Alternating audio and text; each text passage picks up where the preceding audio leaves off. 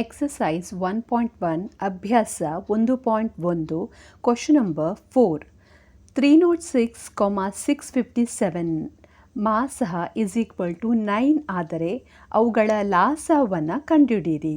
Given that HCF 306,657 is equal to 9, find LCM of 306,657. ಇಲ್ಲಿ ನಾವು ಈ ಕ್ವಶನನ್ನು ಸಾಲ್ವ್ ಮಾಡಲಿಕ್ಕೆ ಈ ಫಾರ್ಮುಲಾವನ್ನು ಉಪಯೋಗಿಸಬೇಕಾಗ್ತದೆ. LCM into HCF is equal to product of two numbers. ಲಾಸಹ ಇಂಟು ಮಾಸಹ ಇಸ್ ಈಕ್ವಲ್ ಟು ಎರಡು ಸಂಖ್ಯೆಗಳ ಗುಣಲಬ್ಧ. ಸೊ ಇಲ್ಲಿ ಈ ಕ್ವಶನಲ್ಲಿ ನಮಗೆ ಎರಡು ಸಂಖ್ಯೆಗಳನ್ನು ಕೊಟ್ಟಿದ್ದಾರೆ, 306 ಆ್ಯಂಡ್ 657. ಸೊ ಈಗ A ಇಸ್ ಈಕ್ವಲ್ ಟು 306 ಅಂತ ತೆಗೆದುಕೊಳ್ತಾ ಇದ್ದೇನೆ, ಹಾಗೆ B ಇಸ್ ಈಕ್ವಲ್ ಟು 657 ಅಂತ ತೆಗೆದುಕೊಳ್ತಾ ಇದ್ದೇನೆ. ನಂತರ ನಾವು ಫೈಂಡ್ ಔಟ್ ಮಾಡಬೇಕಾಗಿರುವಂಥದ್ದು ಯಾವುದು? ನಾವು LCM ಅಥವಾ ಲಾಸಹ ಎಷ್ಟು ಅಂತ ಫೈಂಡ್ ಔಟ್ ಮಾಡಬೇಕು. ಯಾಕೆಂದರೆ ನಮಗೆ HCF ಅಥವಾ ಮಾಸಹವನ್ನು ಕೊಟ್ಟಿದ್ದಾರೆ. HCF ಅಥವಾ ಮಾಸಹ ಇಲ್ಲಿ 9 ಆಗಿದೆ, ಇದನ್ನು ಕೊಟ್ಟಿದ್ದಾರೆ. ಸೊ ನಾವೀಗ ಈ ಫಾರ್ಮುಲಾವನ್ನು ಉಪಯೋಗಿಸುವ.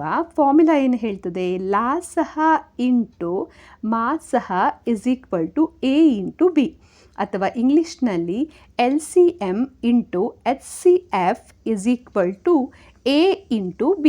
ನಾವು ಫೈಂಡ್ ಔಟ್ ಮಾಡಬೇಕಾಗಿರುವಂಥದ್ದು ಲಾಸಹ. ಸೊ ನಾವು ಈ ಫಾರ್ಮುಲಾವನ್ನು ಇಲ್ಲಿ ಬದಲಾಯಿಸುವ.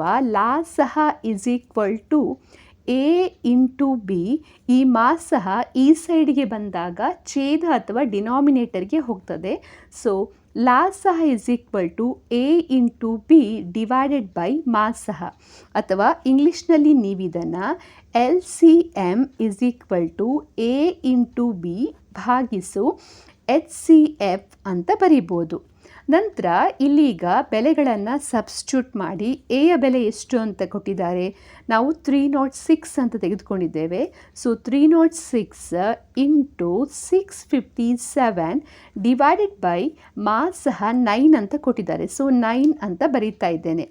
ಆಮೇಲೆ ಇಲ್ಲೀಗ 9ರಿಂದ ಭಾಗಿಸುವ. 9 1s are 9. ನೆಕ್ಸ್ಟ್ ಇಲ್ಲಿ 65 ಇದೆ. ಸೊ 9 7s are 63 ಅಂತ ಹೇಳಿದ್ರೆ ಇಲ್ಲಿ 2 ಉಳಿತದೆ. Next 9 3s are 27. ಸೊ ನಿಮಗೆ ಇಲ್ಲಿ ಸಿಗ್ತದೆ 306 ಇಂಟು 73. ಸೊ 306 ಇಂಟು 73 ಇದನ್ನು ನಾವು ಗುಣಿಸಬೇಕು. ಗುಣಿಸಿದಾಗ ಏನು ಉತ್ತರ ಬರ್ತದೆ ಅಂತ ನೋಡುವ. 3 6 are 18. ಸೊ ಇಲ್ಲಿ 18 ಇದು 0. Next 3 3s are 9. ಸೊ 918 ಅಂತ ಸಿಗ್ತದೆ. Next 7 6 are 42. ಸೊ ಇಲ್ಲಿ 0 ಇದೆ. ಸೊ ನೇರವಾಗಿ ಬರೀತಾ ಇದ್ದೀನಿ. ಇದಕ್ಕೆ ಆ್ಯಡ್ ಮಾಡಿದಾಗ 4 ಆಗ್ತದೆ. 7 3s are 21. ಸೊ ಇಲ್ಲಿ ಆ್ಯಡ್ ಮಾಡಿದಾಗ 8 1 + 2 3, ಹಾಗೆ 9 + 4 13, 1 ಈ ಕಡೆ ಬರ್ತದೆ. 1 + 1 2, ಆಮೇಲೆ 2. ಸೊ ನಮಗೆ ಕೊನೆಗೆ ಉತ್ತರವಾಗಿ 22,338 ಅಂತ ಬರ್ತದೆ. ಸೊ ಈ 22,338 ಎನ್ನುವಂಥದ್ದು ಲಾಸಹ ಆಗಿದೆ ಅಥವಾ LCM ಆಗಿದೆ. Question number 5. ಎನ್ನಿನ ಯಾವುದೇ ಬೆಲೆಗೆ 6n ಇದು 0ಯಿಂದ ಕೊನೆಗೊಳ್ಳಬಹುದೇ? ಪರೀಕ್ಷಿಸಿ. ಇಲ್ಲಿ n ಒಂದು ಸ್ವಾಭಾವಿಕ ಸಂಖ್ಯೆಯಾಗಿದೆ.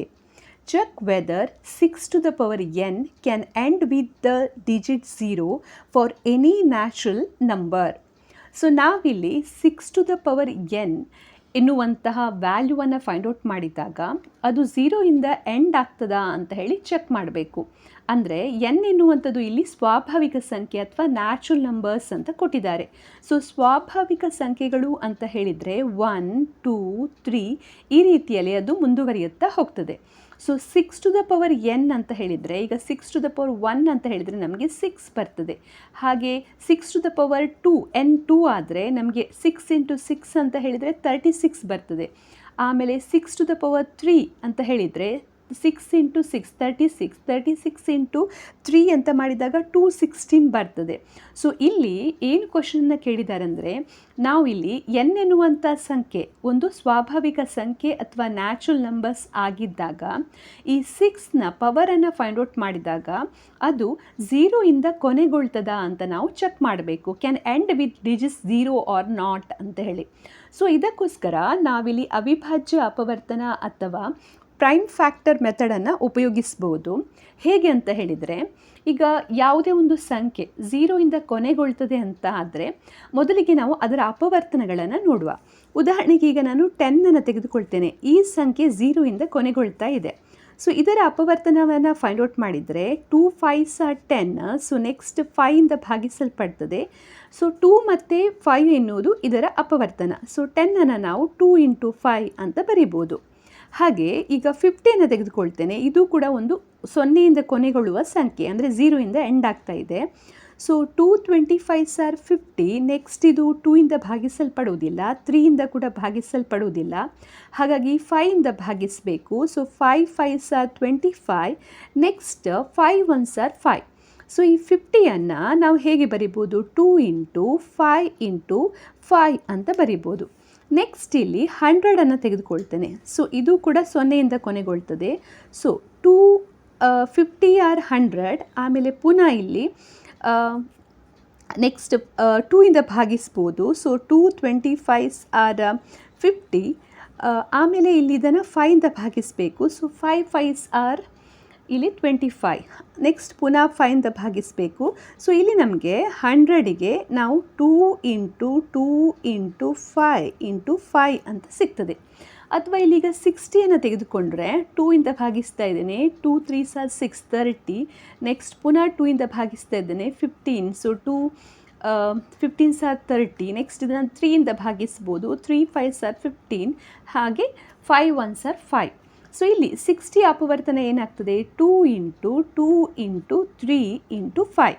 ಸೊ ಇಲ್ಲಿ ನೀವು ಗಮನಿಸಿದರೆ ನಾನು ತೆಗೆದುಕೊಂಡಂಥ ಎಲ್ಲ ಸಂಖ್ಯೆಯಲ್ಲಿ 0 ಇದೆ. ಆ 0 ಇಂದ ಅದು ಕೊನೆಗೊಳ್ತಾ ಇದೆ. ಎಲ್ಲ ಸಂಖ್ಯೆಗಳು 10 50 100 ಹಾಗೆ 60. ಸೊ ಇದರ ಅವಿಭಾಜ್ಯ ಅಪವರ್ತನ ಅಥವಾ ಪ್ರೈಮ್ ಫ್ಯಾಕ್ಟರನ್ನು ನೀವು ನೋಡಿದರೆ ಇಲ್ಲಿ ಒಂದು ಸಾಮಾನ್ಯ ವಿಷಯ ಇದೆ ಅಥವಾ ಕಾಮನ್ ಫ್ಯಾಕ್ಟರ್ ಇದೆ. ಏನಂತ ಹೇಳಿದರೆ, ಪ್ರತಿ ಸಂಖ್ಯೆಯಲ್ಲೂ ಕೂಡ 2 ಮತ್ತು 5 ಇದೆ. ಇಲ್ಲಿ ಕೂಡ 2 ಇದೆ, 5 ಇದೆ. ಇಲ್ಲಿ ಕೂಡ 2 ಇದೆ, 5 ಇದೆ. ಇಲ್ಲಿ ಕೂಡ 2 ಇದೆ, 5 ಇದೆ. ಹಾಗೆ ಇಲ್ಲಿ ಕೂಡ 2 ಕೂಡ ಇದೆ, ಹಾಗೆ 5 ಕೂಡ ಇದೆ. ಅದರ ಅರ್ಥ ಏನು?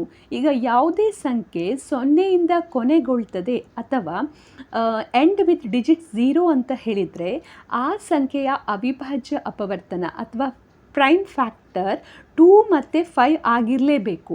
ಸೊ 2 ಮತ್ತು 5 ಅದರ ಪ್ರೈಮ್ ಫ್ಯಾಕ್ಟರ್ ಆಗಿದ್ದರೆ ಅಥವಾ ಅವಿಭಾಜ್ಯ ಅಪವರ್ತನ ಆಗಿದ್ದರೆ ಆಗ ನಾವು ಆ ಸಂಖ್ಯೆ 0 ಇಂದ ಕೊನೆಗೊಳ್ತದೆ ಅಂತ ಹೇಳ್ಬೋದು. ಸೊ ಇಲ್ಲಿ ನಾವೀಗ ಪ್ರೂವ್ ಮಾಡಬೇಕು. ಇದನ್ನು ಪ್ರೂವ್ ಮಾಡಲಿಕ್ಕೆ ಏನು ಸಂಖ್ಯೆನ ಕೇಳಿದ್ದಾರೆ? ನಮಗೆ 6 to the power n ಅನ್ನು ಕೊಟ್ಟಿದ್ದಾರೆ.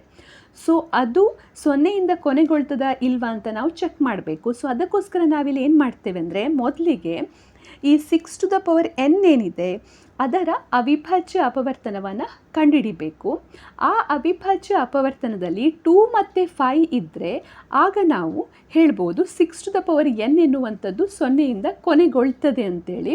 ಒಂದು ವೇಳೆ ಇದರಲ್ಲಿ 2 ಮತ್ತು 5 ಎರಡೂ ಇರಬೇಕು, ಯಾವುದಾದ್ರೂ ಒಂದು ಸಂಖ್ಯೆ ಇದ್ದರೆ ಆಗ ಅದನ್ನು 0 ಇಂದ ಕೊನೆಗೊಳ್ತದೆ ಅಂತ ಹೇಳಲಿಕ್ಕೆ ಸಾಧ್ಯ ಆಗೋದಿಲ್ಲ. ಹಾಗಾಗಿ ಫಸ್ಟಿಗೆ ನೀವು ಸೆಂಟೆನ್ಸನ್ನು ಈ ರೀತಿಯಲ್ಲಿ ಬರೀಬೋದು. ಕನ್ನಡದಲ್ಲಿ ಆದರೆ, ಯಾವುದೇ ಸಂಖ್ಯೆ 0 ಇಂದ ಕೊನೆಗೊಳ್ಳಬೇಕಾದರೆ 2 ಮತ್ತು 5 ಅವಿಭಾಜ್ಯ ಅಪವರ್ತನಗಳನ್ನು ಹೊಂದಿರಬೇಕು. ಈಗ ಇಲ್ಲಿ ನೋಡಿದ್ದೇವೆ, ನಾವು ಕೆಲವೊಂದು ಸಂಖ್ಯೆಗಳನ್ನು ತೆಗೆದುಕೊಂಡಿದ್ದೇವೆ, 0 ಇಂದ ಕೊನೆಗೊಳ್ಳುವಂಥ ಸಂಖ್ಯೆಗಳು. ಆ ಪ್ರತಿ ಸಂಖ್ಯೆಯಲ್ಲಿ ಕೂಡ ಪ್ರೈಮ್ ಫ್ಯಾಕ್ಟರ್ 2 ಮತ್ತು 5 ಇದೆ. ಹಾಗಾಗಿ ನಾವು ಹೇಳ್ಬೋದು, any number ending with 0 must have prime factors 2 and 5. ಈಗ 6 to the power n ಕೊಟ್ಟಿದ್ದಾರೆ ಇಲ್ಲಿ. ಇದರ ಅವಿಭಾಜ್ಯ ಅಪವರ್ತನವನ್ನು ಫೈಂಡ್ ಔಟ್ ಮಾಡುವ. ಅಂದರೆ 6ಅನ್ನು ಭಾಗಿಸಿದಾಗ ಪ್ರೈಮ್ ನಂಬರಿಂದ 2 3s are 6. ನೆಕ್ಸ್ಟ್ 3 ಇಂದ ಭಾಗಿಸಬೇಕು. ಸೊ 6ಅನ್ನು ನಾವು ಹೇಗೆ ಬರೀಬೋದು? 2 ಇಂಟು 3 ಅಂತ ಬರೀಬೋದು. So 6 to the power n ಅಂತ ಹೇಳಿದರೆ 6ಅನ್ನು 2 into 3 to the power n ಅಂತ ಬರಿಬೋದು. ಸೊ ಇಲ್ಲೀಗ ನಮಗೆ 6ನ ಅವಿಭಾಜ್ಯ ಅಪವರ್ತನ ಸಿಕ್ಕಿದೆ. ಸೊ ಈ 6ನ ಅವಿಭಾಜ್ಯ ಅಪವರ್ತನದಲ್ಲಿ 2 ಇದೆ, ಆದರೆ 5 ಇಲ್ಲ. ಸೊ ಯಾವುದೇ ಸಂಖ್ಯೆ ಸೊನ್ನೆಯಿಂದ ಕೊನೆಗೊಳ್ಳಬೇಕಾದ್ರೆ ಅದರಲ್ಲಿ ಎರಡೂ ಅವಿಭಾಜ್ಯ ಅಪವರ್ತನಗಳು ಇರಬೇಕು. ಬಟ್ ಇಲ್ಲಿ 2 ಇದೆ, 5 ಇಲ್ಲ. ಹಾಗಾಗಿ ನಾವೇನು ಹೇಳ್ಬೋದು, 6n ಅವಿಭಾಜ್ಯ ಅಪವರ್ತನಗಳಲ್ಲಿ 5 ಇಲ್ಲ. ಆದ್ದರಿಂದ 6n ಸೊನ್ನೆಯಿಂದ ಕೊನೆಗೊಳ್ಳುವುದಿಲ್ಲ ಅಂತ ನಾವು ಹೇಳ್ಬೋದು. 6n does not contain 5 as prime factor, so 6n cannot end with digit 0.